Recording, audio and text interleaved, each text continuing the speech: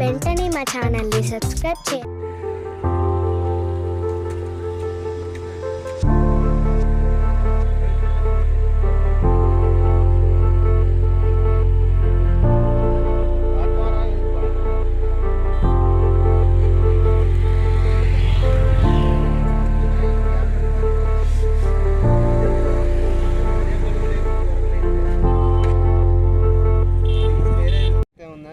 చెప్పు.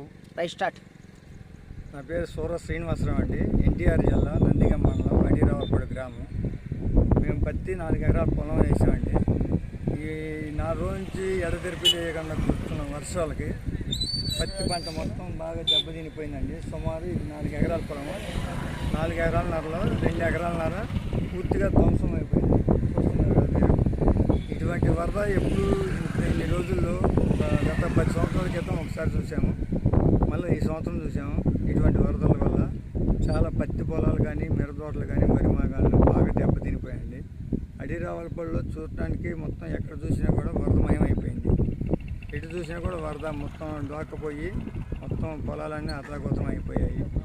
ఏదన్నా రైతుల్ని ప్రభుత్వం ద్వారా ఏదన్నా ఆదుకోవాలని మేము కోరుకుంటున్నామండి. ఎప్పుడూ లేని విధంగా ఈ వరద రావటం చాలా బాధాకరం అని కోరుకుంటున్నాం.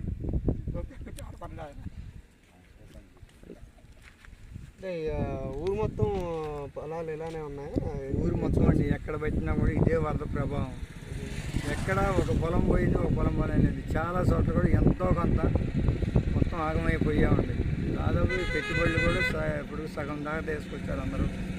కాకపోతే ఎప్పుడు లేని విధంగా ఈ వరద బారిన చాలా నష్టమైంది. ఇప్పుడు ఈ వరదల కారణంగా ఏదన్నా ప్రభుత్వం వారు స్పందించి రైతులను ఆదుకోవాలని కోరుకుంటున్నాం.